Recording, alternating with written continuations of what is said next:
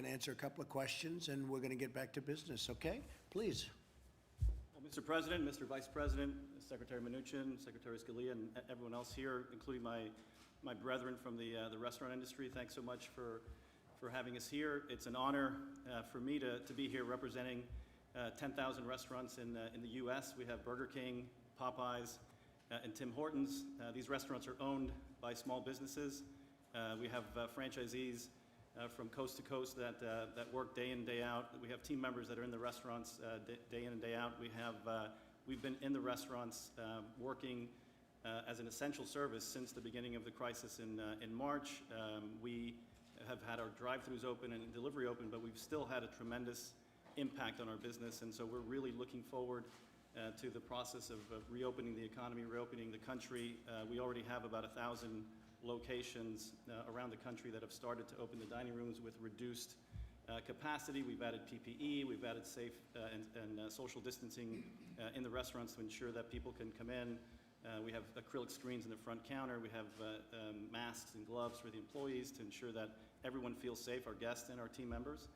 I just wanted to thank the President, Mr. President, and your administration. I think you've acted quickly, swiftly, and with good measure. The CARES Act and the PPP had a tremendous impact on our businesses. I think there's a lot we think that can do to make a very good program even better.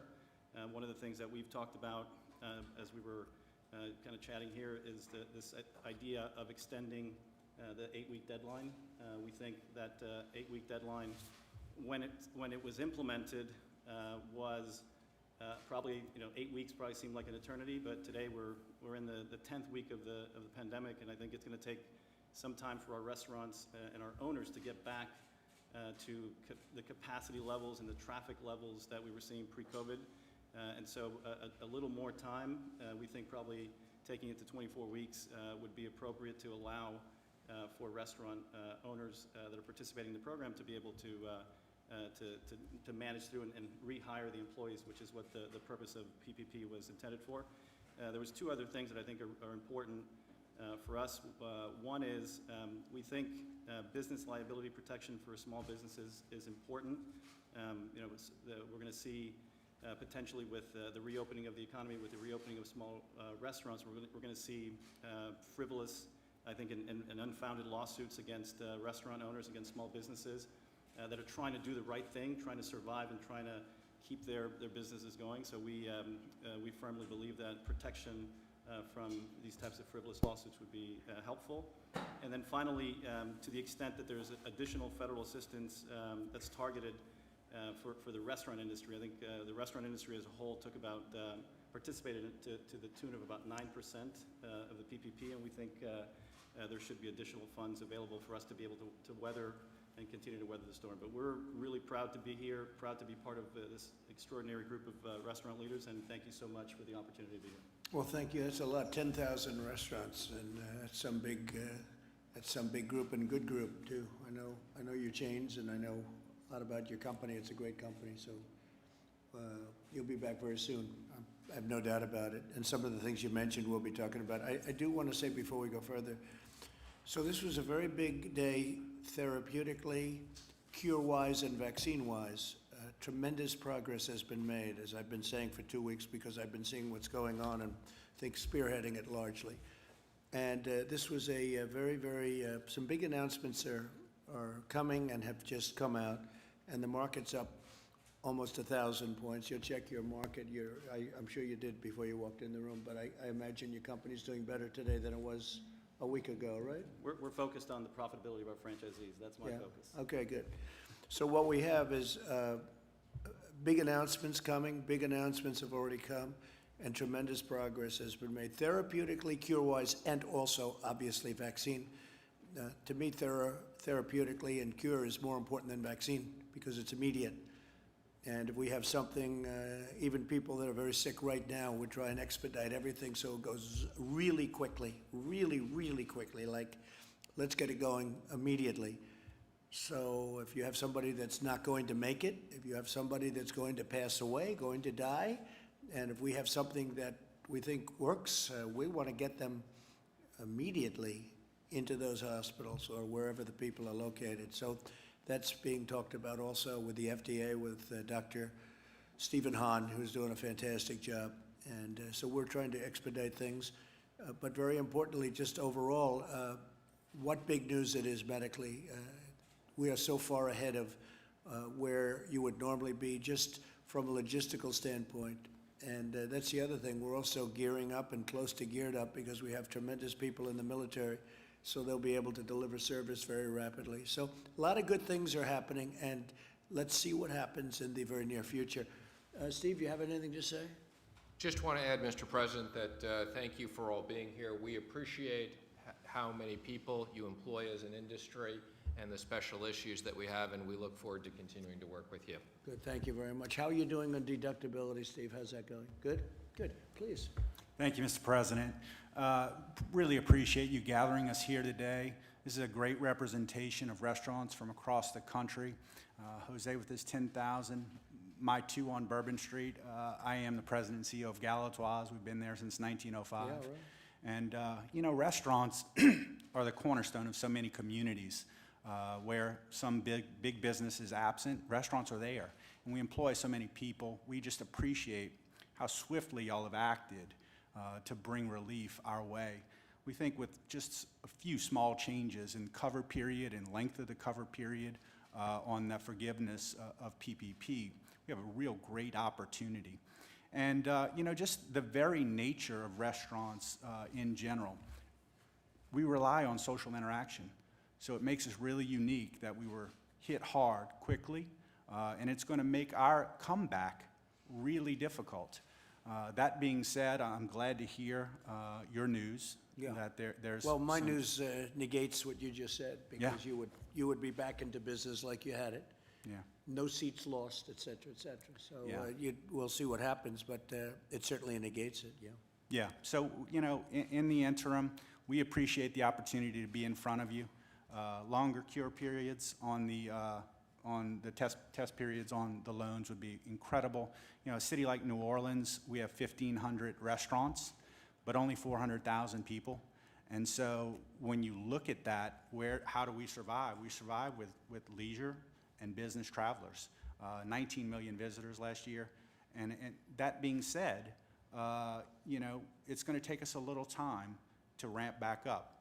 So we're looking forward to that period of time, and we believe that you guys have the opportunity to help us. We greatly appreciate it. We've survived Hurricane Katrina. We've survived the BP oil spill. Yeah, Restaurateurs are a resilient group, very tenacious, and so we're there, and we appreciate your help. So your area was amazing because it was hit hard, but it was very late. We didn't think it was going to be hit at all, and then all of a sudden it spiked up after you had a certain event. Yeah. And who knows what caused it, but maybe it was that. Yeah. And then it's doing incredibly well right now. It's really down at a low Yeah, number. we've made great progress. The governor's done a really good job. That being said, you know, 25% capacity is tough. To literally think agree. that this week when we reopen at 25%, we'll lose No. more money than last week because now we're incurring expenses. You got to get 100%, okay? Yes, You got sir. to get up, and I hope it's going to be up very fast. I hope the governor does that pretty quickly. Let's see how it goes. A lot has to do with what I said in my opening remarks. Ivanka, do you have anything to say? I know you like this industry. Well, I've spoken with many of the people around this table over the course of the past several weeks and beforehand, and I do think it's worth noting the Paycheck Protection Program has given restaurants alone, that industry alone, over $30 billion of relief, representing 250,000 restaurants nationwide. And that's just where we are today. So the feedback has been tremendously helpful. The Secretary's made some changes in the guidance and to, of course, informing new policy as we come out of this. But we really appreciate your being here, and we thank you for the feedback. Thank you, honey. Hi, Mr. President, Mr. Vice President, Secretary, all of you, thank you for having us. My name is Will Guidera of 11 Madison Park in New York City, but I'm also a founding member of the Independent Restaurant Coalition. We started just 7 weeks ago, and we're here because we got together to represent the 500,000 independent restaurants across America. I'm talking about the mom and pops, your local diner, the pizza place, the pasta joint, and the 3 Michelin star restaurant, and honestly, everything in between. The things that represent the cultural fabric of our cities and of our towns, and the things that I believe, as a country, we need to fight to keep. We also represent the 11 million people that work in those independent restaurants across the country. Listen, it's clear that this administration cares about our industry. And it's also clear that all of you understand the extent to which we are more specifically vulnerable than a lot of other industries in America. And I think that's why we're here today. And so I think it's just important to take a moment and acknowledge that and say thank you that we're taking this time. Thank you, Will, very much. PPP is important, and the changes that have already been talked about and are going to continue being talked about today are very important. And if those changes are made such that people feel confidence that they can spend that money and have it forgiven, I think that will be the thing that allows our restaurants to reopen. That said, we need something more than that that is specific to independent restaurants in order for our restaurants to stay open. Everyone here knows that last month alone, I think in the first half of April, more than 1 out of 4 people that applied for unemployment were restaurant workers. 1 out of 4. It's just insane.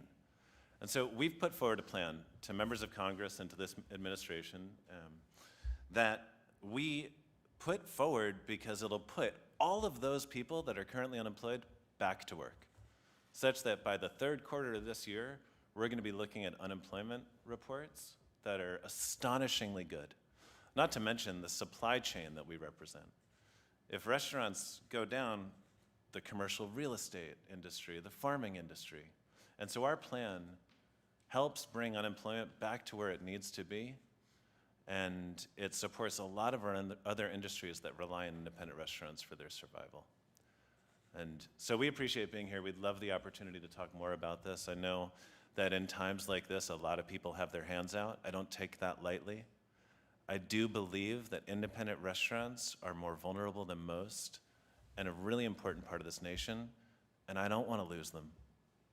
And so we appreciate your consideration and your support. Okay, thank you very much, Will. Appreciate it. Larry, please. 48 states are opening. That's a big plus. And the vaccination research news was great today. So we see it in the stock market. I want to thank everybody for being here. We are working hard. Steve mentioned the tax deductions for restaurants. We're also working very hard on the COVID-19 liability restrictions. That's going to be a key part of our next package. And I just want to say, I guess I'm usually the optimist, but we're in a terrible pandemic contraction here in the 2nd quarter. We know that. And there's a lot of hardship and a lot of heartbreak. But there's also a few glimmers of hope, of recovery, because I know you, sir, believe in the second half recovery, and I do too, and I think with the right policies we can have a booming next year. But the signs are housing demand looks better, gasoline demand looks better, the Apple Mobility Index looks better. That's, people dialing up to see where to get from A to B. New York State's Empire State Manufacturing Index was up enormously. I don't know where that came from, but it was. Unemployment claims each week look terrible, but they're a lot less terrible, from 7 million to 3 million. So there are some glimmers of hope. Kevin has some data on better credit card numbers. So it's a tough haul, but I think things are starting to turn. That's my take. Wish everybody luck. I think so, Larry. Maybe much more than people understand, and you're starting to see that. Going to come back strong. Please. Mr. President, Mr. Vice President, Secretary Scalia, Secretary, I want to thank you for having us here today. I have restaurants across the United States. We average 27 employees per restaurant. These are the small businesses across in each of these communities that those 27 people have families, have mortgages, have rents, have car payments to make every day.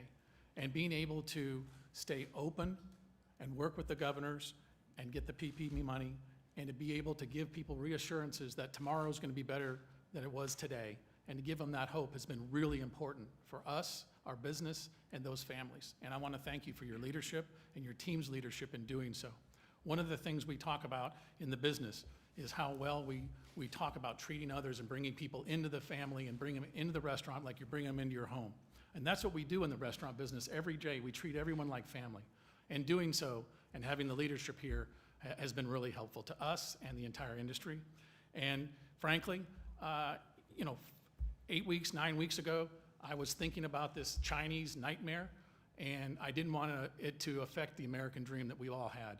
And I'm a success story about the American dream, going from $3.45 an hour starting at the front counter in a fast food restaurant to what we have today. And I couldn't be prouder. How many restaurants? I own and operate 765 restaurants across the United That's States now. fantastic. And, Wow. and it's, I couldn't be, it's an American dream, sir. And I appreciate everything everyone's doing here to keep that dream going.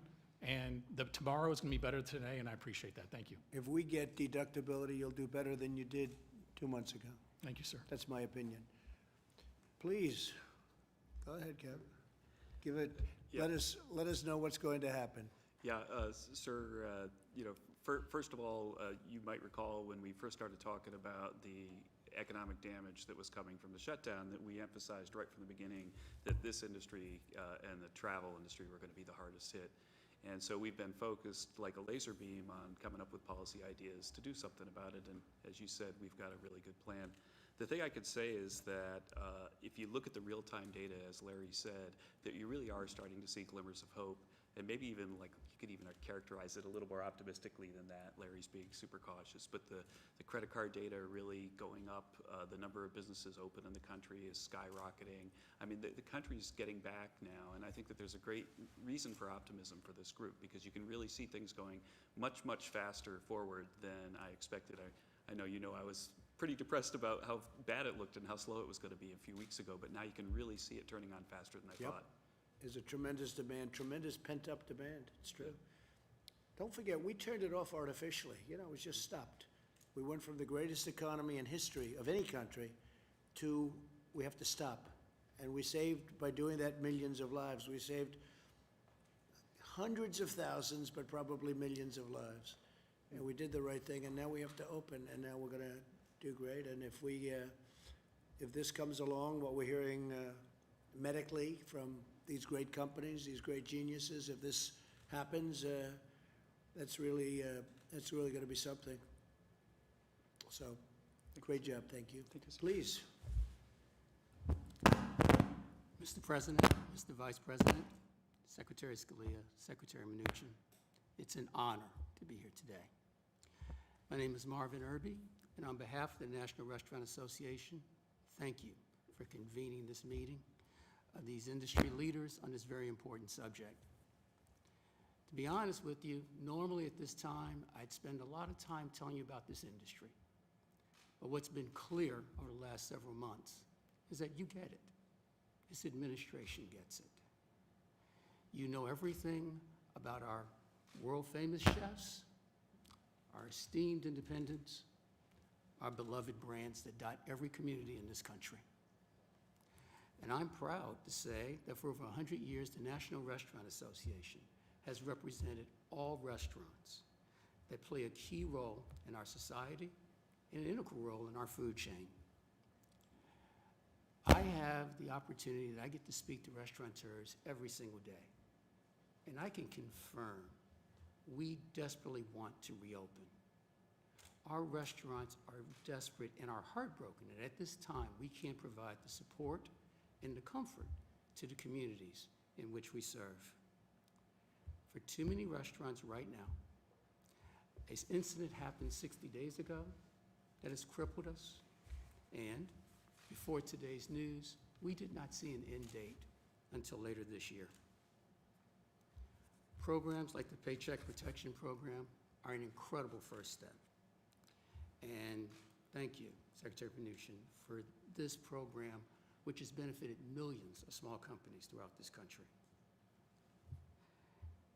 We also appreciate Ivanka Trump's dedication to our industry, and I personally want to thank you for the time you've taken to talk to our board over the last months of this crisis. Mr. President, the Payroll Protection Program would be a godsend if we could make one change if we could extend the time that we need, that we have to spend the proceeds. In too many communities today, the 8-week period is simply not enough time. So how much time are you on? 24 weeks? How about 30 weeks? 30 weeks works. 30 How weeks about- works. How about 75 weeks? I know a couple of you, you'll never stop, right? I know a couple of guys in this room. Now, I understand. So you think it needs to be, what would you say would be a minimum length? 24 weeks. How much? 24 weeks. You need to give our smaller restaurateurs the opportunities to open, to begin to have demand, and bring back the employees. Is that, what were you going to say in terms of timing? Yeah, I think for the PPP fixes, if we could take it from 8 weeks to 24 weeks, Is that the, no, is that the term, yeah, more or less the term you're thinking about? and then move June 30th to October 31st. If those two changes were made to that program, it would change it dramatically. What's more important, that or deductibility? That. Yes. Deductibility is amazing, but it's almost like we need to build the house first. Deductibility is the thing that makes the house. Does anybody disagree with that? Because I think deductibility is the biggest thing you can possibly do. Mr. Does President, anybody, I think that if what he's saying is, if we could get the 24 weeks, which gets us to October 31st, basically, right? This allows us to get the young restaurateurs going and spend the money that you intended for them so that we can get out and show them what a great job you guys are doing. but you're pretty unified on the number 24, right? Yes, sir. 24. Okay. And Go ahead, please, The finish. best thing about it, it's no additional money. It's an extension of the current program. Okay. So, Got it. Oh, the deductibility thing is great. Can I I just just ask? don't want to not support that. I think it's just a matter of waiting. We need to get the restaurants open first, and these changes allow us to get them open. I just wanted to clarify, because you said it's no additional money. Are you saying just the time period goes, it's 8 weeks going to 24? You still have 8 weeks of money, or you want 24 weeks of money? oh no, we want 24 weeks in order to spend. To spend the 8 weeks? Correct. Got it. Thank you for the clarification. We believe that if we elongate Is that that test- correct? Does everybody agree with that? Yes, sir. If we can elongate the test period, it gives us more staying power, and we can spend that money and really get where we need to be. Good. So, And what about the payroll tax, by the way? How do you feel about that? Is that a big deal? Yes, sir. That would be an extraordinarily big deal. Yes. And how does that compare with what we're talking about with the time period? Payroll tax? I would say deductibility, payroll tax deductions, all those things are spectacular, and we need them, and they would be greatly beneficial. But- We're viewing the PPP fix as what we need to So the get out of PPP the was rut. really a big deal. Yes, sir. So we hit it right. When we did it, we hit it right. Okay, thank you very much. Thank you. Am I doing wrong? It was such a big deal, sir, that we haven't laid off a single person, and there's 20,000 people that are paying their taxes, they're paying their bills, and they're doing all that every day. And without that, I don't think we would have been able to do that, sir. That's how big a deal it is. Great.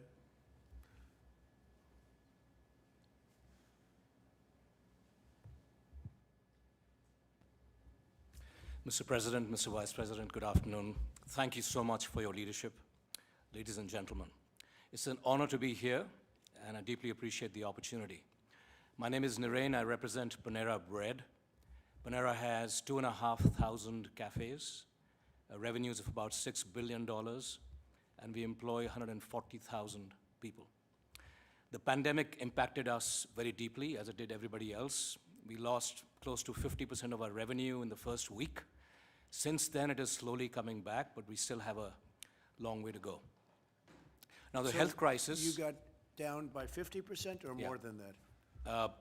50 to 60% was the revenue decline. That's not bad.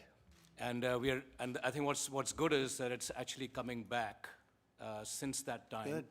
Thanks to a lot of the innovation that we've been able to do. Good. But, so you got maximum, though, 50% of revenue loss. Yeah. How'd you keep the other 50%? So the 50% that we have by ensuring, so fortunately, I think in Panera, we have very strong omni-channel business. Right. So we have delivery, rapid pickup, drive-through, You did very well. and so on. That's Yeah. great. Great job. Go ahead. Yeah. So I think we've had to innovate very quickly, and I'll share some of those ideas. So I believe that the health crisis is now becoming a financial crisis, with 36 million Americans unemployed, and a humanitarian crisis as well, with about 54 million Americans fighting hunger. And therefore, I think opening up the economy right now in a phased manner is the right thing to do. I also believe that we as leaders need to also step up and do the right thing at this time, and do what we can do, what's in our control. And I'll share some ideas and thoughts in terms of what Panera has been doing, largely with the intent to innovate and do that with compassion and heart. So for our furloughed employees, we have free family meals every week for them, emergency relief funds, and also we've made arrangements with peer companies that are actually hiring at this time, like CVS, Walmart, to hire our furloughed employees temporarily and then return them back. For customers, we've innovated very quickly. We've launched the curbside pickup service with geofencing, and also free Wi-Fi outside the cafes, because life is moving to outside the cafes. And also doing a lot for our communities, especially those impacted most by the pandemic. So doctors and nurses, we are serving about 50,000 meals to doctors and nurses in New York, children in the state of Ohio with our partnership with USDA. And also we've launched a program called Together Without Hunger with Feeding America, and have pledged to serve 500,000 meals to children and families through Feeding America. Great. So I think it's very important at this time that I think we need to also step up and contribute. We were able to keep 85% of our cafes open. We were determined to keep them open so that we could keep our associates employed at that time, and therefore now we're beginning to open up the dining areas in phases, following all the guidelines, but also have stringent protocols that we've put in place, like plexiglass barriers, wellness stations for temperature checks, social distancing norms, etc.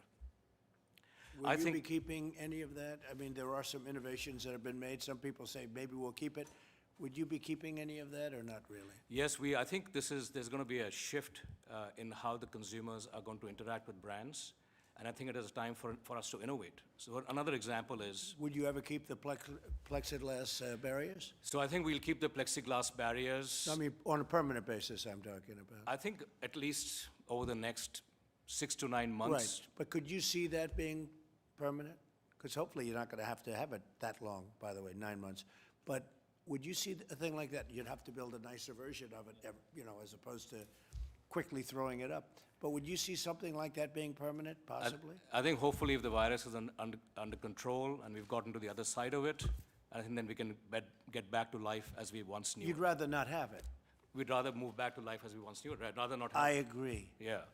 I agree. Exactly. Okay. And another, I think, interesting innovation is that recognizing that there's so much high friction with high-demand grocery items where you can't get them home delivered, we launched a new line of business called Panera Grocery in 10 days, and we're delivering, bakery items, fresh produce, dairy to customers in less than an hour on the same day. So I think the good thing is it's forced us to really innovate and be very responsive. Good. I think the restaurant industry is deeply, deeply appreciative of all the support and the efforts that you and the administration have made. I think the CARES Act has been hugely welcomed. I would like to, in particular, thank you for the PPP program, because it's made a huge difference to our franchise partners and our associates. I think with a few of the amendments that we talked about, I'd fully agree with the 8 weeks to 24 weeks. I think that is badly needed. I think that will be hugely welcomed. Steve, does that make sense from our standpoint? What do you think? We're working on a technical fix that we do have bipartisan support for to extend it. I'm not sure it's that long, but I've spoken to the SBA committee, and there is bipartisan support, so we're working on that. And I think we talked about the limited liability. I think that's also a very important aspect. And thirdly, the Democrats don't want to give you the liability provision. They just don't want to have that. Yeah. And it's crazy that they don't. But the Democrats do not want to give that to people, and that's not a good thing. And I think the third thing is... We'll get it anyway. Go ahead. Our employees are, I think if we can eliminate the friction in the furloughed employees being able to access their unemployment benefits, that will also be fantastic. And that the problem there is the states have old equipment in many cases, and they're unable to get the money. We gave the money out immediately, but the states are unable. Some states are unable to give it out. They have 40-year-old equipment, and some states are unable to get their act together. But we gave that out long ago, as you probably know. Yeah. Okay, I appreciate it. Thank you very much. Thank you very much. Brooke, would you like to say a few words? Mr. President, thank you. Just a few words. I am so grateful for all of you being here today. I am struck by the stories of true American dreams. I mean, starting at $3.45 an hour, and then ultimately owning so many restaurants and hundreds of thousands, but I'm also hundreds of thousands of employees. But I'm also struck by this president and vice president's commitment to our most vulnerable populations and their American dream, working in all of your restaurants. This president is the jobs president. I think that none of us, other than maybe my boss, realized the economy that we would achieve in just 3 short years, where there were more people, more jobs available than people to fill them.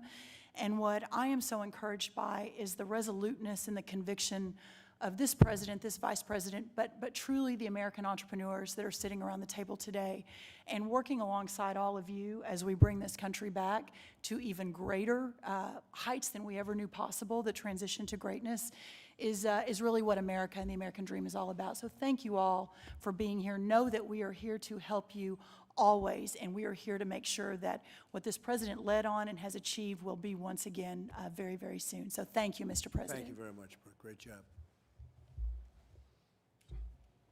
Thank you, Mr. President, Mr. Vice President, and Secretaries for having me here today. My name's Tim Love. I'm a chef and owner of a few restaurants in Texas and Tennessee. I also am the chef of 4 major music festivals and food festivals around the country. So I've been greatly affected by, obviously, what's happened here, along with everybody else in this room.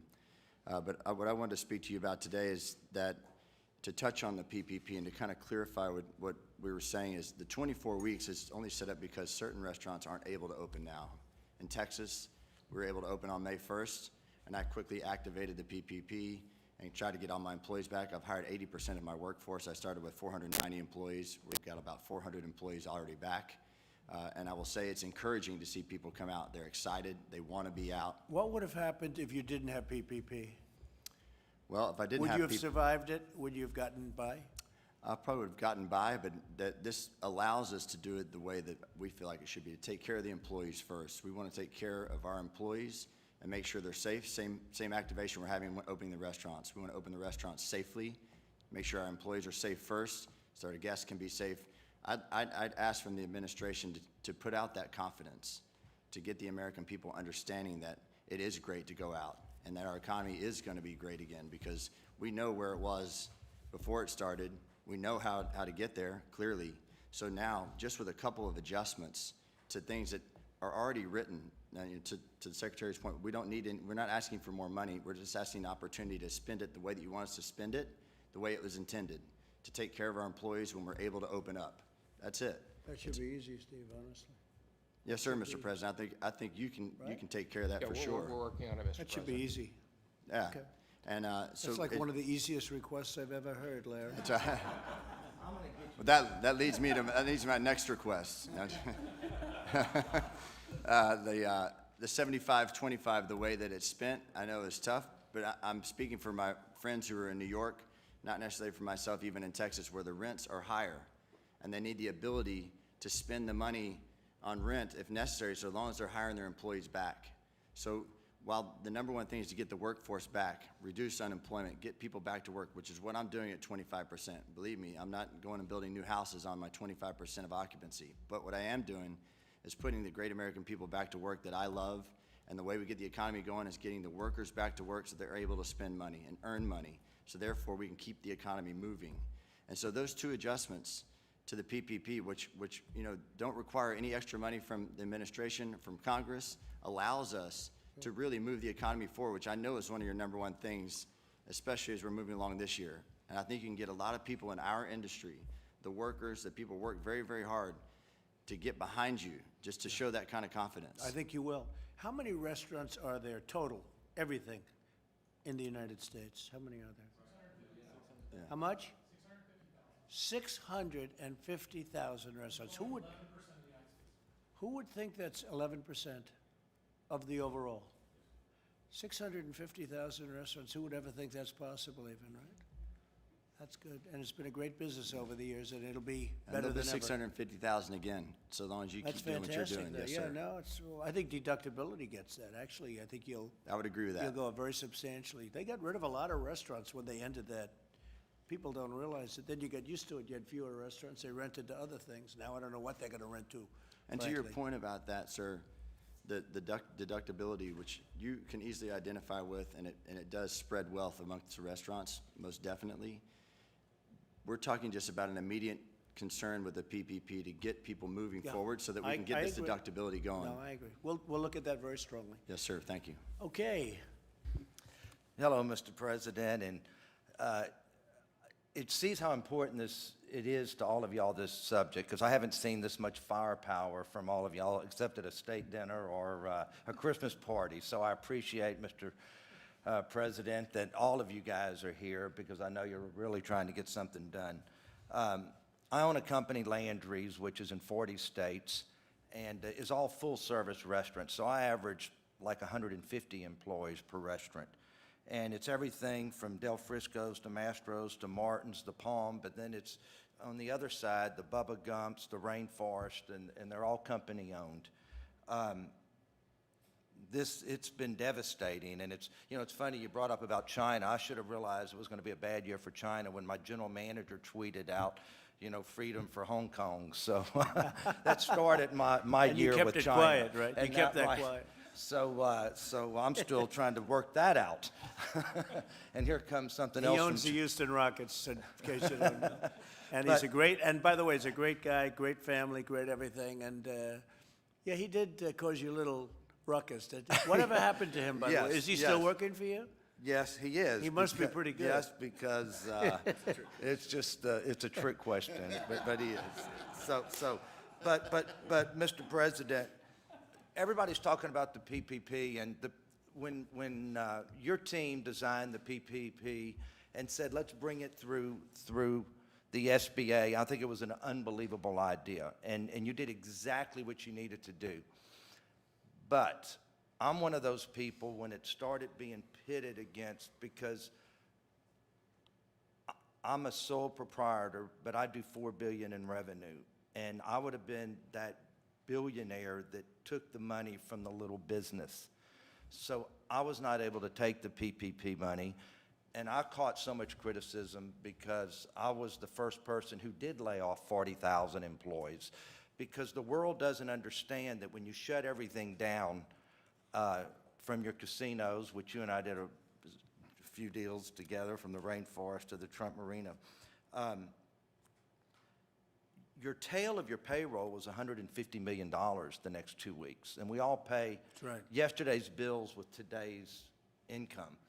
And I wanted to put 40,000 people back to work May the 1st, but couldn't take the criticism, and even from the administration, there was some that bigger companies shouldn't be taking this money. But I don't have the ability to put those 40,000 people back to work. So I just wish that, don't add any money, but just divide it up and So say. you're saying that because your restaurants aren't split up among thousands of people that own restaurants, and you have it yourself in the company? Yeah, that it would have been one person taking this So money, it's a- but your team specifically wrote the bill for any restaurant under 500. This was for the restaurant business, Yeah. which has only gotten 9% of the money.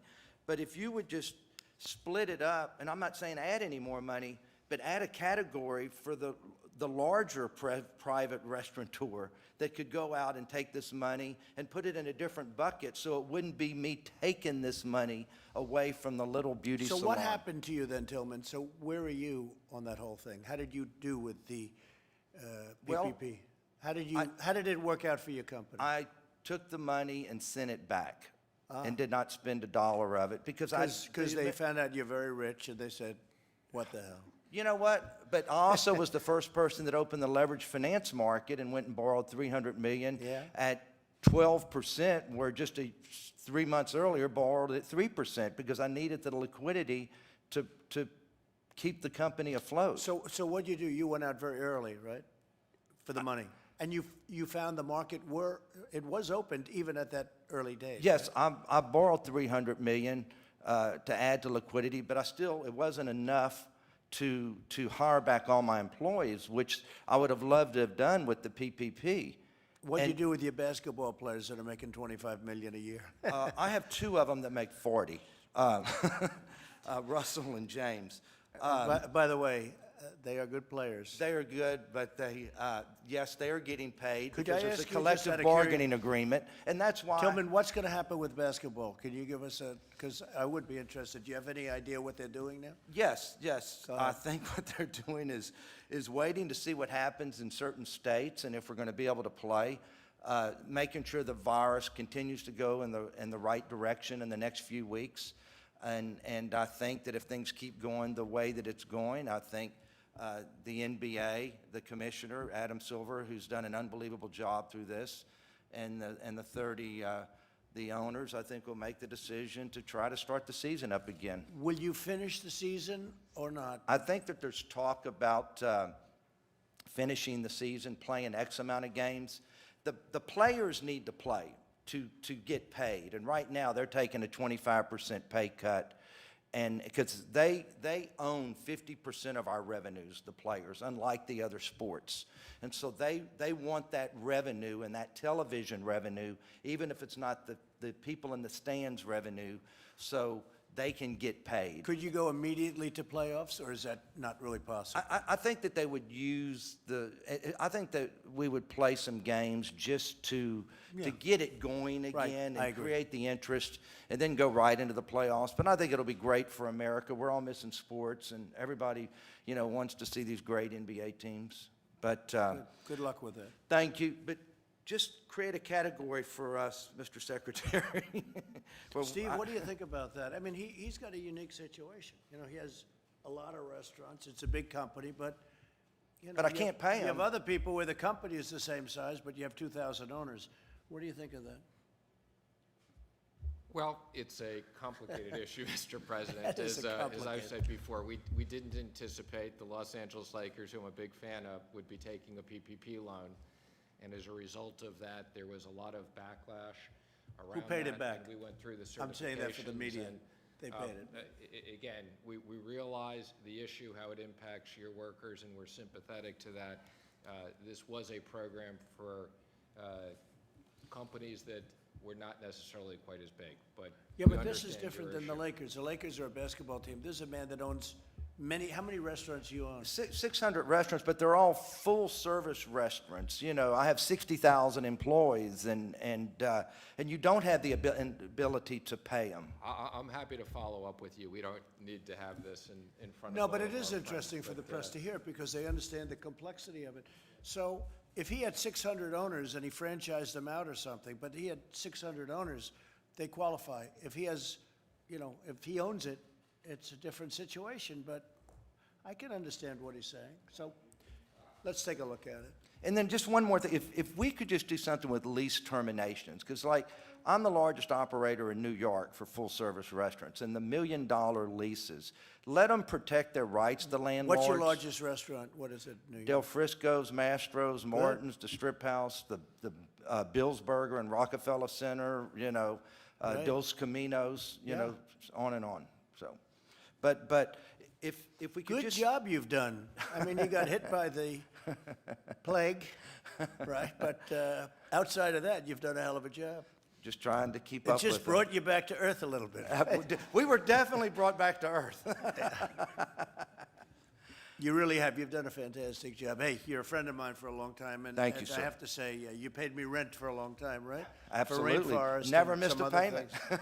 And you were never late. Now you're a tough great, landlord. A great gentleman, really a great gentleman. Steve, it's an interesting case. Okay, do the best you can. Good luck with the basketball. Thank you, sir. You have a hell of a team. And thank thank you. all of you. Say hello to those two great players, all of your players. But man, they can play, huh? They can play. So you say they make 40 a year. Russell and James both make $40 million a year, and we're still getting paid. So a lot of my employees really wanted that PPP money. You want them to play this year. Yes, sir. How many more years do you have together, right? So I you have want- both of them for 3 more You want them to years. play this year because magic want can happen, right? Absolutely, a little Okay. magic, and Good all luck. of a sudden you get a big ring. Good luck. Thanks, Tillman. Thank you, sir. Jared?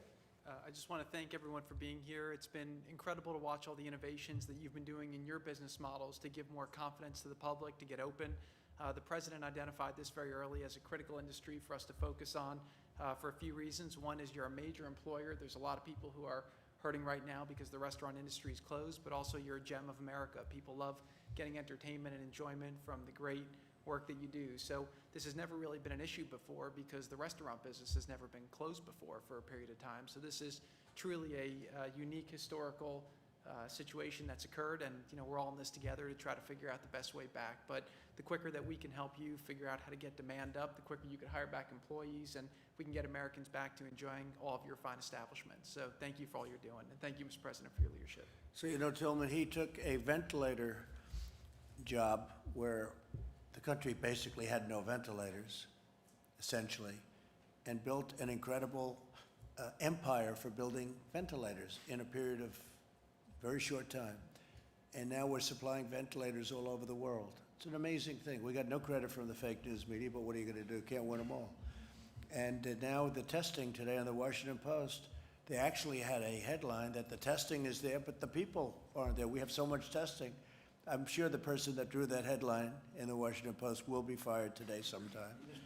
In the state of Texas, I know for 6 weeks, any employee of mine could go to numerous places and get tested and not even stand in line. So when I watch and see everything that people cannot get tested in America, and I don't know about all the other states, but I do have employees that have been tested in other states. I just follow it closer. There has not been an issue of people getting tested. And, they sort of knew it. But And we were even tested here this see, morning. I think you should be entitled to it now, Steve, definitely. But, and Mr. yeah, no, we've done, really, it's been an amazing. 100%. It's been an amazing job. Been an amazing job. We made a lot of governors look good. Yeah. And Mr. President, I will say yesterday you had your #1 day in America, 422,000 tests performed, and you're about 11.5 million tests performed now in the U.S. thanks to your leadership. Numbers that would have been unthinkable, I think you could say that, right? Yes. Numbers that would have been, John, those are numbers that could have been talked about. Nobody would have believed it. So anyway, so please. Mr. President, like yourself, I'm a New Yorker and a career changer. I was a former bond trader at Goldman Sachs, and now I own restaurants in Brooklyn, most notably Lilia and Missy in Williamsburg. Good. We help make every day a good day. Along with Thomas and Will, we're founding members of the Independent Restaurant Coalition, and we're grateful to have a seat at this table for the first time. The impact catalyzed by this pandemic is enormous. The prolonged economic shutdown created challenges for our industry that has to be met with policy to inject liquidity, investment, consumption, and hiring. The immediate and coordinated response by your administration to support out-of-work employees was inspiring, and it should make us all proud to be Americans. The intention of PPP to support small businesses and restaurants was pragmatic and encouraging. We have all agreed that it wasn't perfect, but we're working on it to fix it so that it could help us. But we need those fixes now. Like me, I have it, and I can't use it. I'm in the clock zone of 8 weeks. PPP is a bridge. So do you agree with what they're saying in terms of timing? Immediately, it must happen. And you agree with the 24 number? Yes, absolutely. Did you guys meet before this or something? No, did you have a little meeting to discuss this, perhaps? Yeah, okay. well- Now I feel better because everyone exactly What wants the is, same thing. what is incredible about this Independent Restaurant Coalition, this did not exist 7 weeks ago. Restaurant owners didn't talk to each other, ever. And we were I able bring to... people together. You've seen that in government. I bring the Democrats together with the Republicans, right? And it's been a beautiful thing. I'm only kidding. We've been Go able to, ahead. talk, we've been able to be creative and figure out ways to bring this That's industry great. back. I think it's great. You got together and a lot of good suggestions have been made, and it's been made uniformly, so we really know your opinion as opposed to having all different ideas. That's correct. That's really great. So PPP Helps. is a bridge. It will help restaurants reopen our doors. It'll help restaurants re-employ 11 million workers that are currently not working. In an effort to keep those doors open and to keep our people employed, we've proposed a stabilization plan and we look forward to discussing more in the future with you. Okay. Thank you very much. Thank you, great. How'd you go from Goldman Sachs to the restaurant business? How did that happen? David Solomon didn't think I was very good at bond trading. Oh, I'll bet you were. I'll bet you were very good. Are you glad you made that move? I am. It's changed my life for the better on every See, it's just, facet. you love the restaurant business, right? I love it. I have friends that are in the restaurant, they love the restaurant. There's no business they want to go into. We view you like as the one of us. Yeah, well, it's true. We do. Yeah, no, it's great. I know your business very well. People, unlike, well, you know, there are other businesses, but just about as much as any business, they love being in the restaurant business. So that's great. It's good to get out of the. So you made a good move. Oh, yes. Did It's you good- make a good move financially? I did. Very, very well. It worked out fine, too. Our restaurants are more profitable than the hedge fund that I worked at for 7 years. Wow, that's fantastic. Yes. All right, now we don't have to give them anything. But I want to go back to that because I want to reopen as soon as possible. Yeah, no, I agree with that. Thank Okay, you. great, good. Good job, too. I know the one restaurant, I know it's great. Thank you very much. Gene, this is a man of great genes. His name is Gene, and his father was a terrific gentleman. You know that, right? Great talent. Go ahead, please. And a great mother, too, right? Maybe your mother's even better. There are few industries where the workers have been hit as hard as in this particular industry, as Will was touching on. We announced 20.5 million payroll job losses, basically from the middle of March to the middle of April, and 5.5 million of those, more than a quarter, were in restaurants. Mr. President, you saw this coming. You acted with really extraordinary speed, and I think, as was said, generosity, among other things, in the unemployment benefit that was provided in the CARES Act. We at the Labor Department have been working extremely hard with the states to enable them to make that payment. As you touched on, they've had some problems because of their computer systems, which are old. Secretary Mnuchin and I cautioned the Congress that there would be problems, but we will continue to work with them to get those payments out. But even as we do that, we know that we're pivoting. We're opening.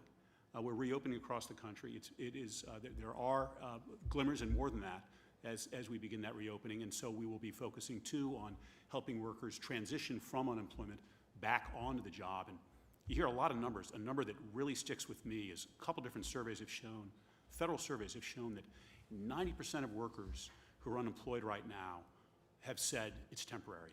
And I want to make that right. I want to make that true. That's why, Mr. President, you want to safely but promptly reopen. And so we'll continue to work with. That's a very important number. 90%. If you go into a real big recession and you don't have a number like that, that's a tremendous number.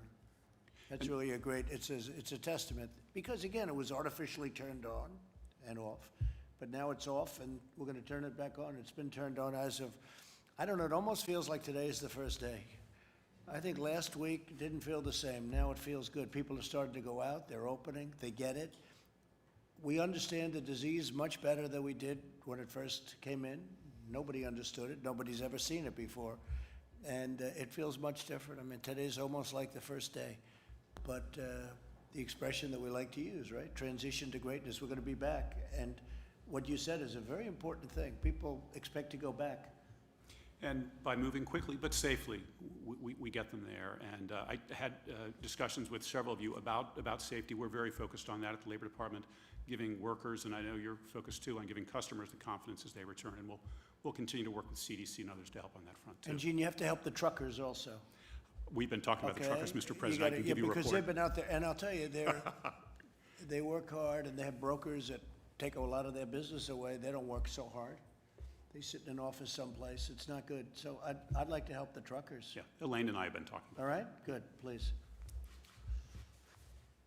Mr. President, Secretary Mnuchin, Vice President Pence, Secretary Scalia, thank you for having us here today. Of course, I'll echo what everybody else has said, how proud we are to be sitting here at the White House in your home, to be able to share some of our struggles and hopes and aspirations. The restaurant profession is a profession that's always dynamic, and you've seen that around this table with some of the things that my colleagues are doing, but we're also very united. As you've seen, and you just responded to the 24 weeks.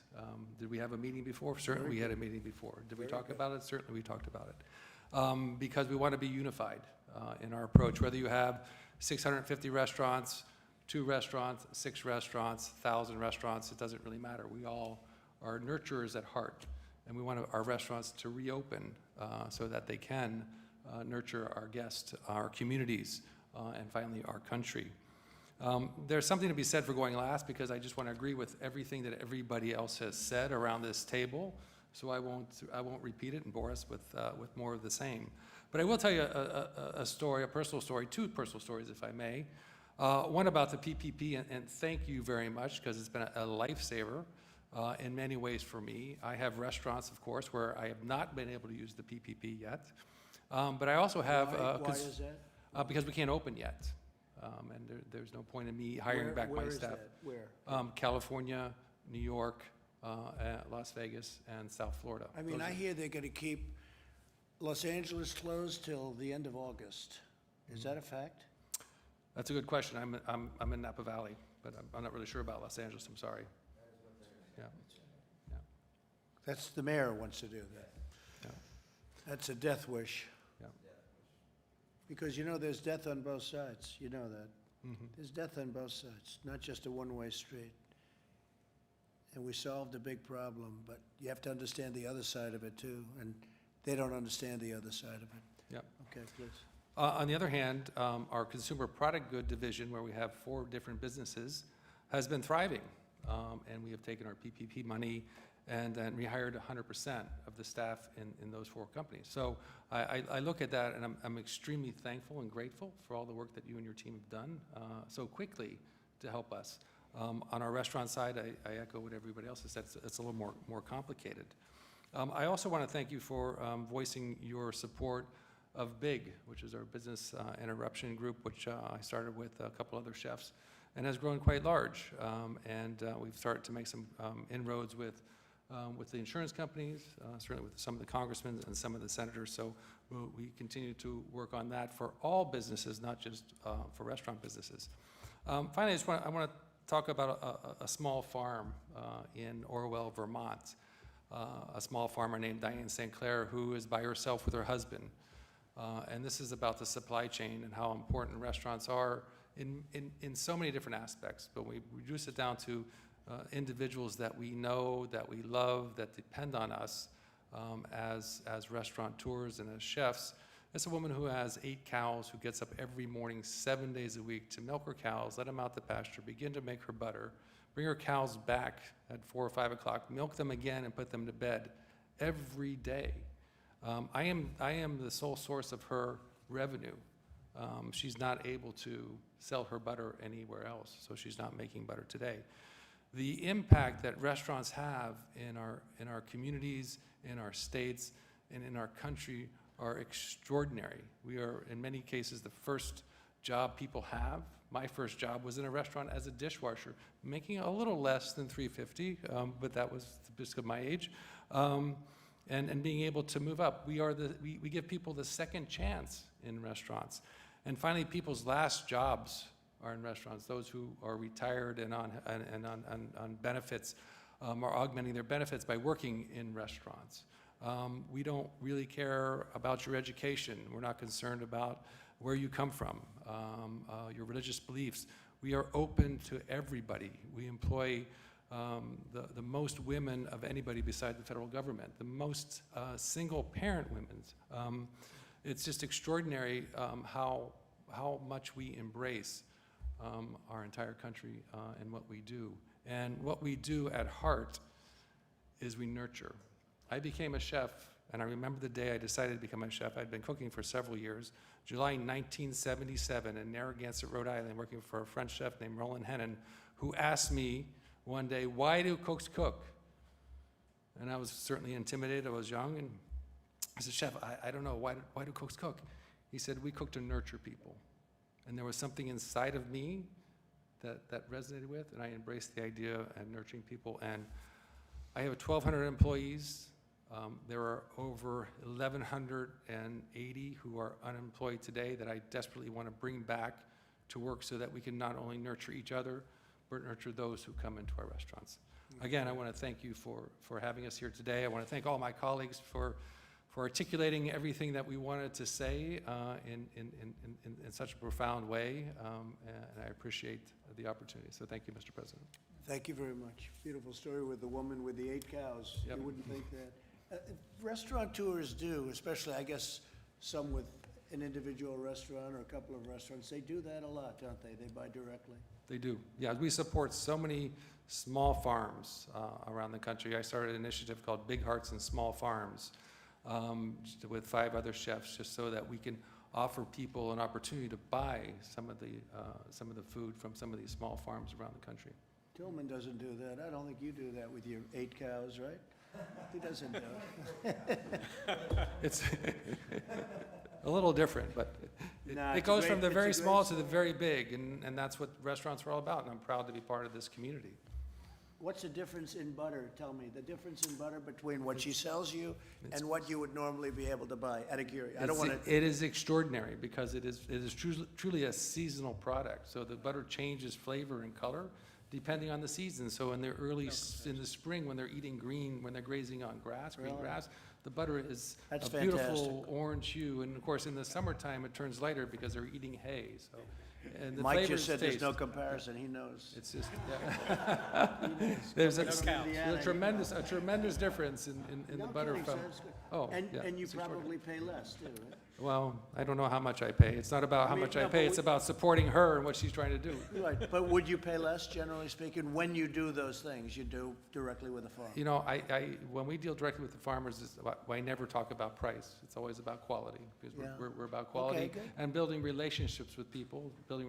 I've been buying Diane's butter for over 20 years. No kidding. She did tell me one time, I'll tell you a little story again if I can, that she had to raise the price of her butter. And I said, Diane, I really don't know how much your butter costs, but I appreciate you telling me this. And she said, but I also want to tell you why. And I said, okay, tell me why, Diane. She said, my son was accepted at NYU, and I need to pay for his tuition. This is what happens when a guest goes into a restaurant and spends $1. You're supporting all of these people. You're supporting this young man who's going to get a degree from NYU. Should I negotiate with her on price? Yeah. No. I think it's great. Thank you very much. Beautiful. Thank you. Okay, Mike. Well, I think the media wants us to go quickly. I Yeah, look at John, I'll he's over here. I'll go very quick. He wants to hit us with a question so bad. Well, thank you, Mr. President, and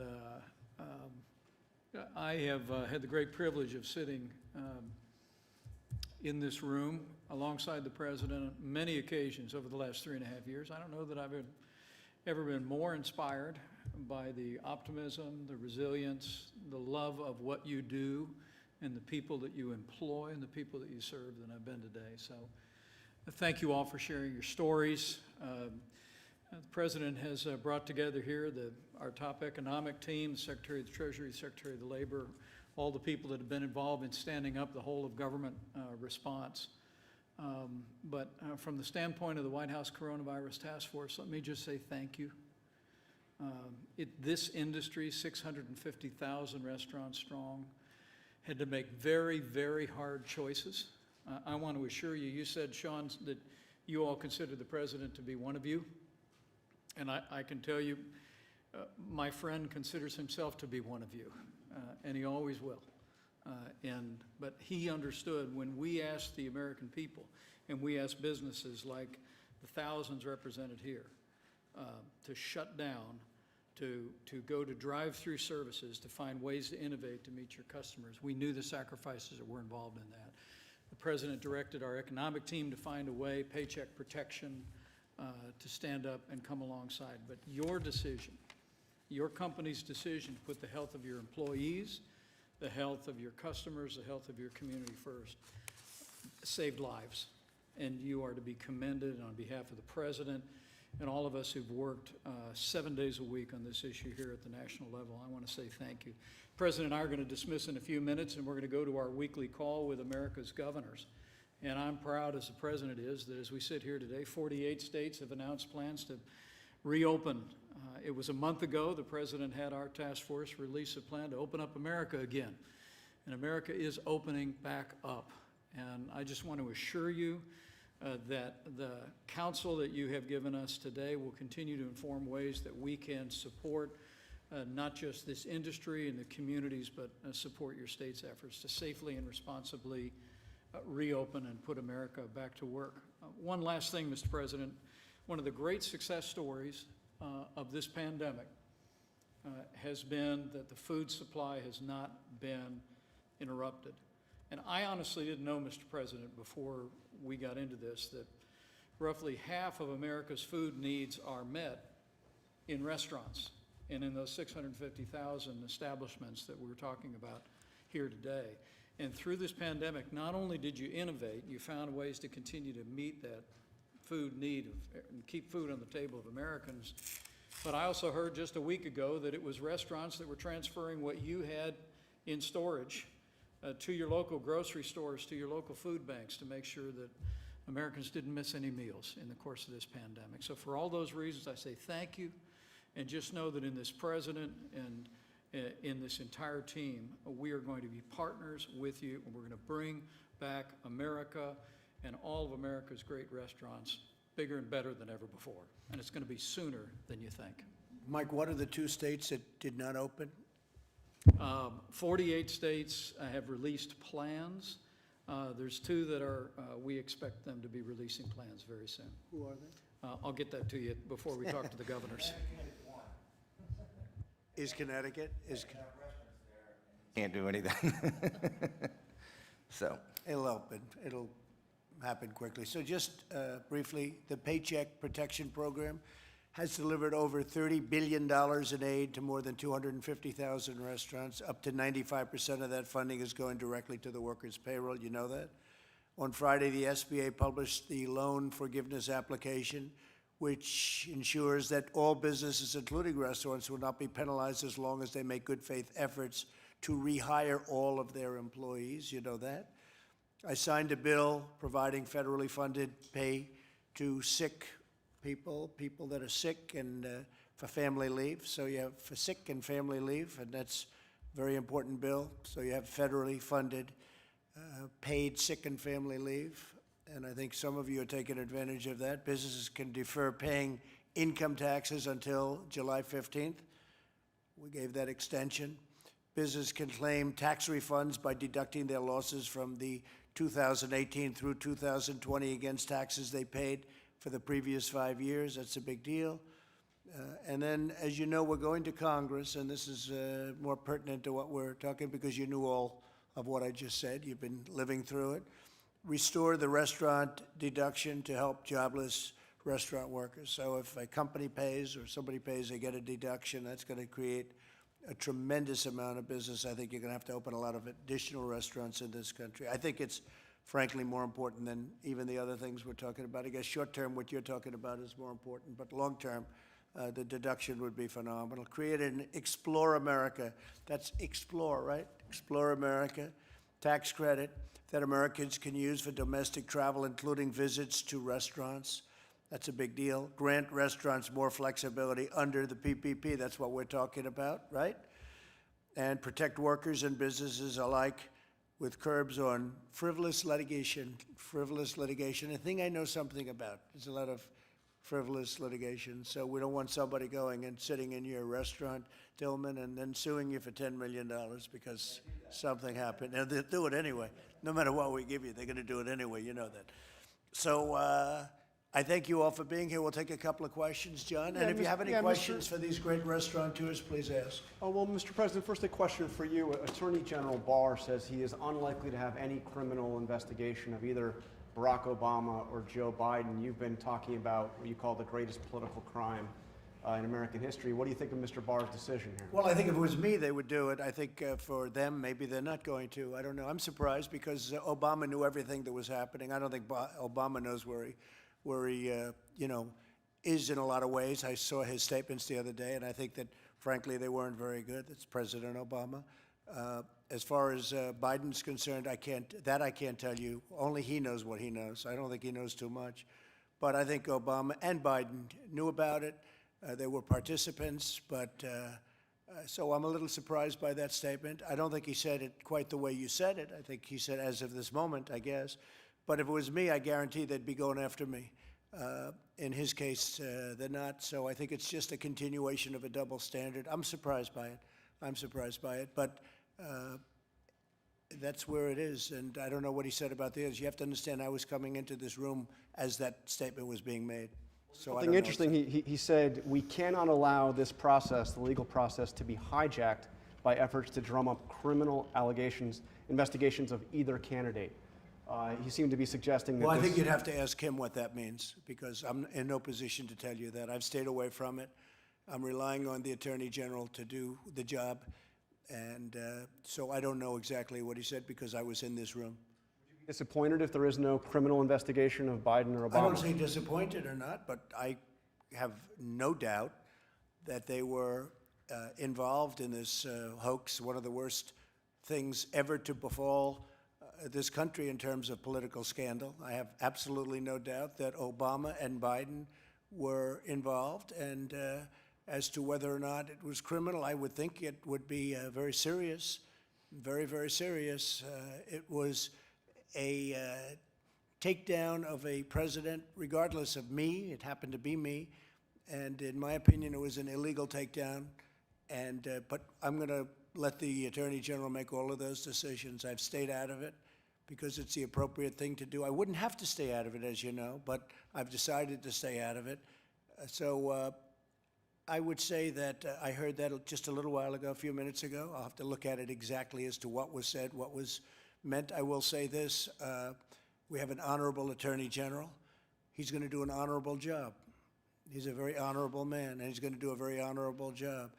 But I am surprised only in that I have no doubt, personally I have no doubt, but he may have another feeling. I have no doubt that they were involved in it. It's a hoax. It started off with a Russian hoax. It went to a Ukraine hoax. It's just a whole big disgrace, and this country has better things to do. It's a disgrace. What they've done to this country with these phony investigations, the Mueller investigation was a waste of time from day one. They knew it was a waste of time. It proved to be a waste of time. I think there are a lot of bad people involved, and they should pay a very big price if they were caught. So we'll see what happens. But I rely on the Attorney General. He's a very honorable man. Okay, any other questions? Do you agree with Peter Navarro, who said the CDC let the country down in terms of testing? I think they work very hard. Don't forget, they've been here for many years. It's not, they don't work for me, they work for the country. They've worked very hard. When we took over in terms of, getting involved, Mike headed up the task force. He worked with CDC, and I could ask Mike to give you part of it. But I will say they had no test, and one of the tests had a problem very early on, but that was quickly remedied, and now we have the best tests anywhere in the world. I think I give ourselves a lot of that credit, a lot of the brilliant people that worked on testing, a lot of the brilliant people that worked on the ventilators, to a point where we have the best testing in the world, we have the best ventilators and distribution in the most ventilators in the world. It's not even close. So I can't tell. I would like to ask Mike that question. CDC, you work with them all the time, certainly much more than I do, Mike. Oh, we do, Mr. President, and let me say, I think Peter Navarro's point was that CDC and our public health labs at the state level were operating with an arcane testing system, and it was one of the reasons why early on we brought in all of the commercial labs around the country. The president created a consortium of these commercial labs, and we reinvented testing in America. That's the reason why at the end of February, we had done a total of 8,400 tests at that time using state public labs and the CDC labs.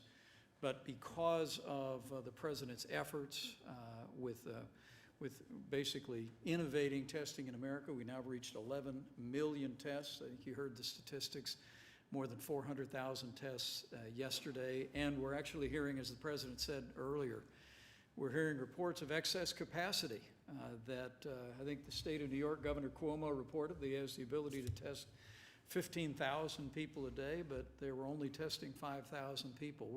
We've heard the same reports from Florida and other states around the country. But again, it's all a testament to the fact that President Trump essentially brought in the power of the private marketplace, private laboratories, reinvented testing in America, and that's how we've been able to be at a place where, as we talk about opening up America, every state in America today has the testing capacity and the supplies to be able to move into phase 1 reopening, and we're going to continue to make that a reality. We've made a lot of governors look very good, that I can tell you. I'm reading some of the reviews on some of the governors, and they're getting these reviews. Well, we were able to get them ventilators that they didn't have. We were able to get them testing that they still wouldn't have. We were able to get them a lot of things that they didn't have, including helping them fill up their stockpiles, which really they should have had done. They weren't supposed to be using us for that. But we've made a lot of governors look very good, and that's frankly good because it's good for our country. Okay? President, why did you pass up an opportunity to speak to the World Health Organization earlier, their virtual meeting today? I chose not to make a statement today. I'll be giving them a statement sometime in the near future, but I chose not to give a statement. I think they've done a very sad job in the last period of time. And again, the United States pays them $450 million a year. China pays them $38 million a year. And they're a puppet of China. They're China-centric, to put it nicer, but they're a puppet of China. And I think they've done even when I did the ban, Mike remembers this very well. When I did the ban, they thought it was inappropriate to do. I did a ban very early. If I didn't do that ban, you would have lost hundreds of thousands of more people in this country. It was a very important ban. People don't like talking about the ban, but it was very important. I was the only one that wanted to do it, and we did it, and we saved thousands of lives, hundreds of thousands of lives probably. And Dr. Fauci said that, and other people said that. Deborah said that, you know that. But the World Health Organization was against it. They were against me doing the ban. They said, you don't need it, it's too much, it's too severe, it's too all of these things, and they turned out to be wrong. Sleepy Joe Biden said the same thing. He came out, he said I was xenophobic. You believe that one, Tillman? I was xenophobic because I said you can't come in if you come from China. You can't come into our country very early. And Biden said I was xenophobic. Town in San Francisco at the same time. This is my guy. We always got along, didn't we? The twins, they call us. So, no, it's a very sad thing. So I'm not happy with the World Health Organization. And guess what? There's some of the people around this table who would understand being in a business, in some cases international. I'm not happy with the World Trade Organization at all either. Explain, sir, why you decided to fire the Inspector General at the State Department? Yeah, I don't know him at all. I never even heard of him. But I was asked to by the State Department, by Mike. I offered most of my people, almost all of them, I said, you know, these are Obama appointees, and if you'd like to let him go, I think you should let him go, but that's up to you. He's an Obama employee. I understand he had a lot of problems with the DOD. There was an investigation on him, on the Inspector General. I don't know anything about it. So I don't know him, never heard of him, but they asked me to terminate him. I have the absolute right as president to terminate. I said, who appointed him? And they said, President Obama. I said, look, I'll terminate him. I don't know what's going on other than that, but you'd have to ask Mike Pompeo. But they did ask me to do it, and I did it. I have the right to terminate the Inspector Generals. And I would have suggested, and I did suggest in pretty much all cases, you get rid of the Attorney Generals because it happens to be very political, whether you like it or not. And many of these people were Obama appointments, and so I just got rid of them. And you've got some criticism from Democrats in Congress who are saying this is a pattern of you trying to avoid having accountability. And if I didn't fire them, they would have criticized me too. They'd criticize no matter what you do. You know, if you have too many ventilators, they'll say, gee, he has too many ventilators. If you don't have enough, they'll say he doesn't have enough. No matter what you do, between that and their partner, the fake news media, they'll find something. No, I don't know the gentleman. I was happy to do it. Mike requested that I do it. He should have done it a long time ago, in my opinion. He's an Obama appointment, and he had some difficulty. But I just don't know who he is. I don't know. I never heard his name. Do you believe there is a role for Inspector Generals to keep an administration Yeah, like but I think yours they have or to be anyone else fair. as accountable? Sure, but I think they have to be fair. And I think it's a death wish when you, and I told my people, I said, I think you should, you know, study your situation, but let us know. I think we've been treated very unfairly by Inspector Generals.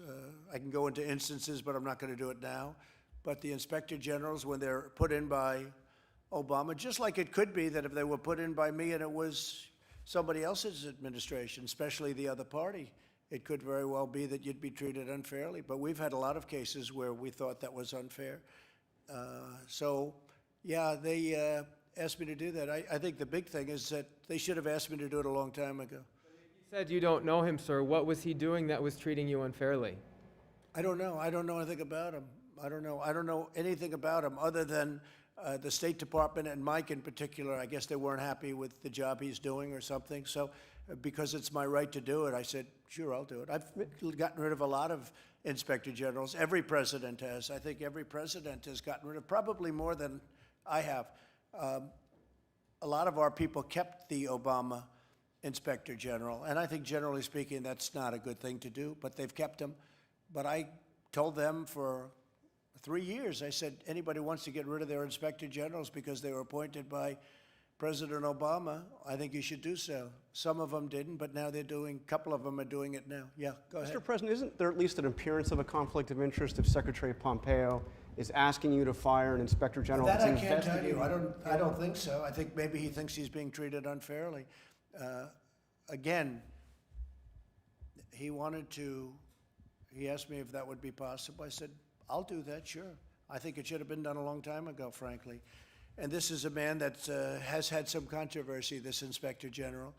But, so again, I don't know anything. I haven't even read much about him. I see that it's a little bit of a story, not much of a story, because everybody agrees that I have the absolute right to fire the inspector generals. I think they should have done it a long time ago. Yes, please. Mr. President, some of these executives today told you they expect the recovery to be a little bumpy, could take a little while. Are you forecasting a faster bounce back?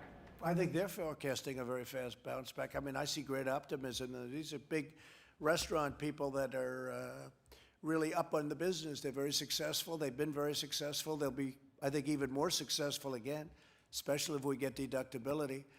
And no, I really enjoyed this. This was a long meeting for me. You know, normally I wouldn't say at a meeting this long, Tillman, but I liked hearing about your great basketball team. I didn't know those guys got paid 40. I thought they made 25. That's interesting. For the record, my casino in Louisiana opened up today, and it opened up extremely, extremely busy in Louisiana. So that's good to know that people are coming out. So that's great. What you do works. You know, I've watched you for a long time, and what you do works. We're very proud of you. I appreciate it. Great job. You sounded genuinely surprised about this PPP extension proposal. Why was I surprised? You mean that they'd ask for it? Why would I be surprised? You sounded surprised that they would. Of course they would ask for it. that over the. Surprised that's all they asked for, actually. I know too many of these people. I'm surprised that's all they asked for. No, I think what they're asking for is very reasonable, Steve. You know, I mean, we're going to have to go and get it approved. And again, we've saved and we'll continue to save the restaurant business, and ultimately we'll be paid back many, many times because they pay a lot of taxes. You know, and they create tremendous numbers of jobs. Think of that, you know, 650,000 restaurants. Who would think that's even possible? You made a final decision to fully defund our contribution to the WHO going forward? Well, I have a concept because we paid 450,000, and somebody came out because we had different ideas. One was that, I mean, I could ask these brilliant people. So we help fund the World Health Organization. We use it like everyone else does. They gave us a lot of very bad advice, terrible advice. They were wrong so much, always on the side of China. China paid $40 million last year, and we've been paying $450 million a year for many years. Somehow that doesn't work out too well. So I was thinking about bringing our 450 down to 40. And some people thought that was too much. So we're going to make a decision fairly soon. But I think it's very unfair when we're paying 450. For many, many years, we've been paying 300, 400, 450, almost 500 sometimes. And we're not treated right. And we're not treated by World Trade. We're not treated right either, the World Trade Organization. China there is considered a developing nation. If you're a developing nation, you get massive tax advantages and other advantages. Well, I want the United States to be a developing nation then, okay? We should get the same advantages as China gets. Why should China get advantages over the United States? Because they got somebody to say they're a developing nation. And so that's under review also. Secretary Pompeo was reportedly under investigation both for having staffers do personal errands like walking his dog and picking up his dry cleaning, and concerns that he may have subverted the will of Congress with Saudi deals with Saudi arms deals. Are you concerned that he may have made this request to avoid an investigation? Well, I don't into know the anything Saudi- about it. I heard about it at the same time maybe you heard about it. I don't know anything about it. I mean, you mean he's under investigation because he had somebody walk his dog from the government? I don't know. Doesn't sound, I don't think it sounds like that important. I mean, you have a man that's supposed to be, and he's a brilliant guy, #1 at West Point, #1 at Harvard, I believe, Harvard Law School or close. But he was #1 at West Point, #1 at Harvard Law School, or very close to #1. And they're bothered because he's having somebody walk his dog, as you're telling me. I didn't know that. I didn't hear that. I didn't know about an investigation. But this is what you get with the Democrats. Here's a man supposed to be negotiating war and peace with major, major countries, with weaponry like the world has never seen before. And the Democrats and the fake news media, they're interested in a man who's walking their dog, and maybe he's busy, and maybe he's negotiating with Kim Jong-un, okay, about nuclear weapons, so that he'd say, please, could you walk my dog? Do you mind walking my dog? I'm talking to Kim Jong-un, or I'm talking to President Xi about paying us for some of the damage they've caused to the world and to us. Please walk my dog. To who? A Secret Service person or somebody, right? I don't know. I think this country has a long way to go. The priorities are really screwed up when I read this. Now, I don't know anything about the investigation, but you just tell me about walking a dog, and what'd you say, doing dishes? Saudi arms deals, sir. What Saudi arms deals? Explain. Congress passed a law to restrict sales to Saudi Arabia over certain arms out of concern over their use in the Yemeni crisis. So the question is whether Secretary Pompeo tried to subvert the deal with actions that he may have taken on. I don't think so. I mean, I think that when somebody pays us a fortune for, arms, we should get the deal done. I will tell you that. I don't know what you're talking about. I know this, that we have countries that want to buy our arms, and we make it so difficult for them that they end up going to Russia and China. And under my administration, if they're friendly countries, I try and make it as easy as possible. If they want to buy our fighter jets, and if they want to give us billions and billions of dollars, and they have other alternatives, including China, Russia, and others, I think we should make it as easy as possible for them, and we should take the jobs and take the money, because it's billions of dollars. And in past administrations, they waited so long that people wouldn't even want to do business with us. And one of the things that we've done, and we make the greatest equipment in the world by far, and especially now under this administration, because we've upped the scale a lot, as you know, and we've bought a lot. We've totally rearmed our military, $1.5 trillion. But if somebody wants to give us billions of dollars to buy an airplane, or a number of airplanes and missiles and all of the other things that we make better than anybody in the world, we should take the money and we should make the deals fast. I would certainly say that. Even if it leads to human rights Why don't you abuses. take your mask off? Just for a second, please. Even if it Don't worry about Jeff. Jeff, why don't you move out of his way so he doesn't infect you, please? Sure. I don't want you to become infected. Even if it results in human rights abuses, that was Congress's concern with these Human rights? abuses. I don't know. That I don't know. I mean, you tell me something that I never heard of. Now you're talking about human rights abuses. You'll figure something out, I'm sure. Look, he's a high-quality person, Mike. He's a very high quality. He's a very brilliant guy. And now I have you telling me about dog walking, washing dishes. And you know what? I'd rather have him on the phone with some world leader than have him wash dishes, because maybe his wife isn't there or his kids are there. What are you telling me? It's terrible. It's so stupid. You know how stupid that sounds to the world? Unbelievable. Okay, yeah. Actually, to President Obama's speeches over the weekend. Look, I think he was an incompetent president. I think President Obama was one of the worst presidents in the history of our country. I think he was an incompetent president. I know what he left us. He left us a broken military. He left us a military that ISIS was all over the place, and I got rid of it. I knocked out 100% of the caliphate, and even you will admit that, John. And when I came in, it was a mess. But we had a broken military. We had a depleted military. We had little on the shelves, if you talk about pandemics. We had a country that was a mess. We were paying high taxes. We were paying, and outside of this artificial event that took place 2 months ago, and I'm going to build the country into stronger and better than it was even then. And it's already happening, and you can see it. You can see it today. Just take a look at the stock market. Look at what's going on. Look at the great numbers that are being called, and look at these medical companies calling in. And we're talking about more than one. So many things are happening. But I think President Obama was an incompetent president.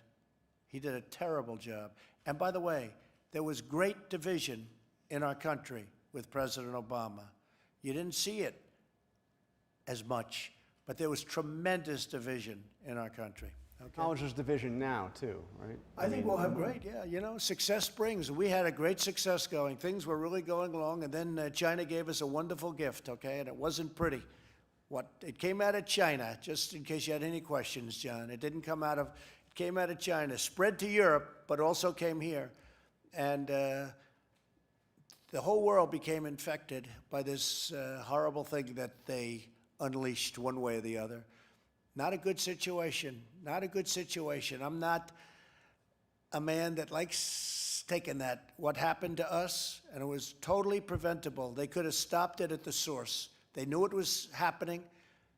We wanted to go in. Others wanted to go in. They wouldn't let the world, as you know, they wouldn't let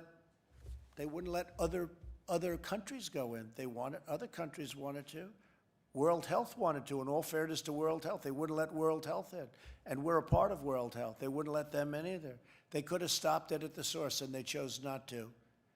And yet, they stopped them from going to Wuhan into different parts of China. So you couldn't go into Beijing. What do you think of that, Tillman? You couldn't go into China, but I better not get you involved in the China thing. You got enough problems with... Restaurants in China are back, though. They are doing business. I'm asking an interesting guy that question. But seriously, look, they wouldn't let him into China, but they'd let him into Europe, and they'd let him into all over the world, including the United States. It's lucky I did the ban. That's all I can tell you. It's lucky I did the ban. Okay, how about one or two more? Yeah.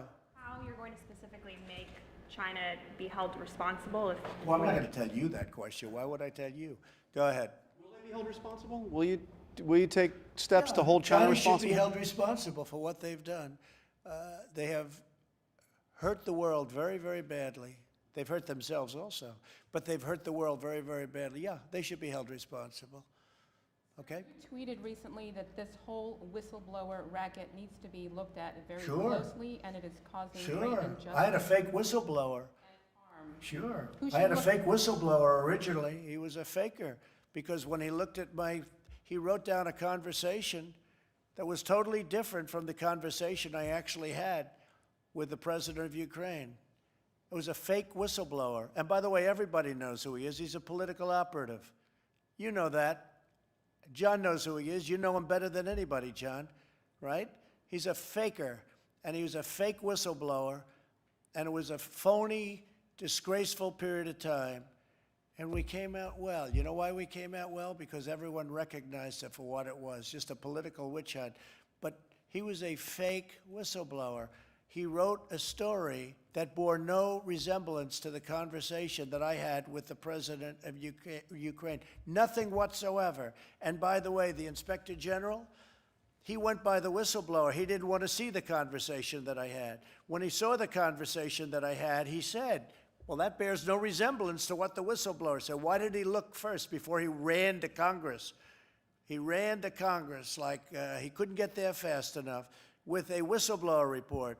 But when they offered him to see the actual conversation, and we called the head of Ukraine, and we said, we'd like to expose the conversation that we had, if you don't mind. He said, what was wrong with that? That conversation, as I say, was perfect. It was a perfect conversation. Not a thing said wrong. That's why we had, other than half a vote from Romney, and Romney's, loser, but other than a half a vote we had from Romney, I got 52.5% to a half. In the House, we got 196 to nothing, 196 to nothing. The Republicans were so unified, not because they all liked me, but because they knew this was a horrible thing that happened. But he was a fake whistleblower. He reported on a conversation that didn't happen, just like Shifty Schiff. Shifty Schiff went up before Congress, and because he has immunity, in other words, you can't put him in jail if he lies, because they have immunity in the halls of Congress, in the Great Hall. So he made a statement that was totally different from what I said. You know that. 8 times quid pro quo. There were no quid pro quos, nothing, 0. 8 times, over and over again. And he made it as though that was the conversation. But he knew that wasn't the conversation I had. And any place else, he would have been thrown out of office and put in jail for what he did. But he had immunity because he made it in the halls. It should be the opposite. If you make a statement like that, if you lie, you should get double penalties, okay? So, you know, that's the way it goes. So you had a phony whistleblower, and this other guy with the hydroxychloroquine, okay? Well, he went out, and he's the one that approved the hydroxychloroquine. He's the one that signed the application. He also happens to be, if you look, see whether or not, I won't put it on me, I'll put it on you. See whether or not he was a big contributor to the Democrats. See whether or not he wanted the Democrats to win. No, there's a lot of bad things coming out about him. But you people don't want to write the news, you know. But if you look, but he's the one that signed the application, the very important form. He signed it. Now, if he doesn't believe in it, why would he sign it? And a lot of good things have come out about the hydroxy. A lot of good things have come out. And you'd be surprised at how many people are taking it, especially the frontline workers, before you catch it. The frontline workers, many, many are taking it. I happen to be taking it. Hydroxychloroquine? I'm taking it, hydroxychloroquine. When? Right now, yeah. A couple of weeks ago, I started taking it. Because I think it's good. I've heard a lot of good stories. And if it's not good, I'll tell you right, I'm not going to get hurt by it. It's been around for 40 years for malaria, for lupus, for other things. I take it. Frontline workers take it. A lot of doctors take it. Excuse me. A lot of doctors take it. I take it. Now, I hope to not be able to take it soon because, you know, I hope they come up with some answer. But I think people should be allowed to. I got a letter from a doctor the other day from Westchester, New York, around the area. He didn't want anything. He just said, sir, I have hundreds of patients, and I give them hydroxychloroquine. I give them the Z-Pak, which is zithromycin, and I give them zinc. And out of the hundreds of patients, many hundreds, over 300 patients, I haven't lost one. He said, please keep pressing that, sir. And if you look at that phony report that was put in, that report on the hydroxy was given to people that were in extraordinarily bad condition. Extraordinarily bad. People that were dying. No, I think for whatever it's worth, I take it. I would have told you that 3-4 days ago, but we never had a chance because you never asked me the question. Did the White House doctor recommend that you take that? Is that why you're taking it? Yeah, White House doctor. Didn't recommend. No, I asked him, what do you think? He said, well, if you'd like it. I said, yeah, I'd like it. I'd like to take it. A lot of people are taking it. A lot of frontline workers are taking hydroxychloroquine. A lot of I don't take it because, hey, people said, oh, maybe he owns the company. No, I don't own the company. You know what? I want the people of this nation to feel good. I don't want them being sick. And there's a very good chance that this has an impact, especially early on. But you look at frontline workers, you look at doctors and nurses, a lot of them are taking it as a preventative. And they're taking, totally unrelated, but they take the Z-Pak or the zithromycin for possible infection. Now, I haven't taken that other than an original dose because all you need, you don't have to take it simultaneously. But the zinc you do take. So I'm taking the two, the zinc and the hydroxy. And all I can tell you is, so far, I seem to be okay. Can you explain, sir, though, why you started taking it? Have you been exposed? Yeah, because, no, not at all. I just said that I've had so many letters from people, like the one I told you about. I got it last week. I'll give you, would you like a copy of it? I'd love to give you, if you ask Molly, she'll give you a copy of it. But this is a doctor, he doesn't want anything. I don't know him, never heard of him. But he treats people that we're talking about. And he said out of hundreds of people that he's treated, he hasn't lost one. And he just wanted me to know about it. That's all. He wasn't saying, gee, could I have dinner with you, Mr. President? I'd like to come to the White House. But I've received many such letters. I've received a lot of positive letters. And it seems to have an impact, and maybe it does, maybe it doesn't, but if it doesn't, you're not going to get sick or die. This is a pill that's been used for a long time, for 30, 40 years on the malaria and on lupus too, and even on arthritis, I guess, from what I understand. So it's been heavily tested in terms of, I was just waiting to see your eyes light up when I said this, but, you know, when I announced this. But yeah, I've taken it for about a week and a half now, and I'm still here. I'm still here. Can you explain, sir, though, what is the evidence that it has a preventative effect? Here we go. You ready? Here's my evidence. I get a lot of positive calls about it. The only negative I've heard was the study where they gave it, was it the VA, with, you know, people that aren't big Trump fans gave it, and we've done the greatest job maybe of anything in the VA, because I got VA choice and VA accountability, both approved. Accountability, Tillman, is where you can fire bad people that work in the VA, that you couldn't fire them. We had thousands of people that were sadists, that were stealing, that were robbers, that were horrible people. They'd beat up our veterans. They couldn't do it in prime time, but they did it when they were sick. And we got accountability. Nobody thought you could get it because of the unions and civil service. I got it passed so that now you fire bad people in the VA. We got rid of tremendously bad people that should have never been there. But I also got, probably even more importantly, if you can say that, maybe not, VA choice. So if you have to wait online for a doctor, you go outside, you have a private doctor, we pay the bill. We work out deals with doctors. We have pricing. So you go out, you pay the bill. And it was a great thing that we did. So we've done a great job with the VA, but they had a report come out. And the results of the report, it was a very unscientific report, by the way, but I get a lot of tremendously positive news on the hydroxy, and I say, hey, you know the expression I've used, John? What do you have to lose? Okay, what do you have to lose? So I have been taking it for about a week and a half. Every day? At some point, every day. I take a pill every day. At some point, I'll stop. What I'd like to do is I'd like to have the cure and or the vaccine, and that'll happen, I think, very soon. And you've had no symptoms, sir? Zero symptoms. No, I haven't had any. No, I tested. I test every couple of days. They want to test me, you know, for obvious reasons. I mean, I am the president, so they want to test me. I don't want to be tested, but they want to test me. So every couple of days I get tested, and I've shown always negative, right? Negative. Is that the term you use for this, right? Negative. Totally negative. No symptoms, no nothing. But no, I take it because I think I hear very good things. Again, you have to go to frontline workers. Many frontline workers take it, and they seem to be doing very well.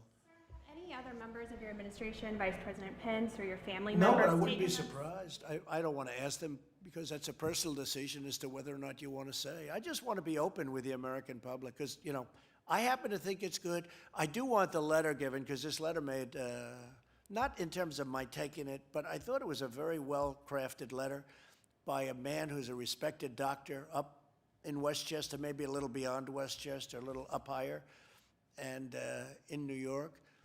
And he didn't want anything. He just wanted me to know the results of what he's doing as a doctor. And he was so happy with the fact that I fight for this stuff. And then we have this crazy whistleblower, this fake whistleblower get out and try and, you know, knock it. Who signed the application? He did all this, he did the signing. He was a believer at one point, I assume. Otherwise, he shouldn't have signed it. No matter who told him to, he shouldn't have signed it. Okay, one more question, that's it? Thank you all very much. Thank you, fellas. Thank you. Hey, Tillman. Thank you, man. You take care of you. In normal times, I'd shake your hand and hug you, right? Say hello to everybody.